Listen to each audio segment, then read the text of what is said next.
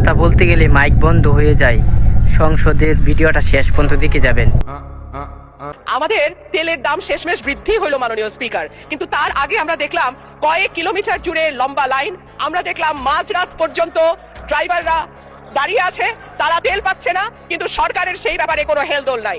আশ্চর্য হয়ে লক্ষ্য করলাম মাননীয় স্পিকার, মন্ত্রীরা যখন সংসদে বক্তব্য দেন তখন তারা অবলীলায় বলেন বাংলাদেশে জ্বালানির কোনো ঘাটতি নাই, কিন্তু মাননীয় স্পিকার যখন তেল নিতে যায় তখন দেখা যায় 3 কিলোমিটার লম্বা লাইন।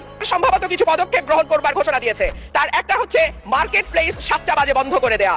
চমৎকার সিদ্ধান্ত মাননীয় স্পিকার, তবে মনে রাখতে হবে কেনাকাটা বা শপিং যেটুকু হয় সেটুকু সন্ধ্যার পরেই হয়, তার আগে হয় না। 2 হলো অফিস আদালতের সময় বলে পরিবর্তন করবে। 5 দিনের জায়গায় 4 দিন বা 3 দিন তারা কর্মঘণ্টা ঠিক করবে। কিন্তু প্রশ্নটা হচ্ছে যদি জ্বালানির কোনো সংকটই না থাকে তাহলে এত লম্বা লাইনই বা কেন, দামি বা বাড়াইতে হয় কেন, অফিস কর্মসূচি সময় পরিবর্তন করতে হয় কেন?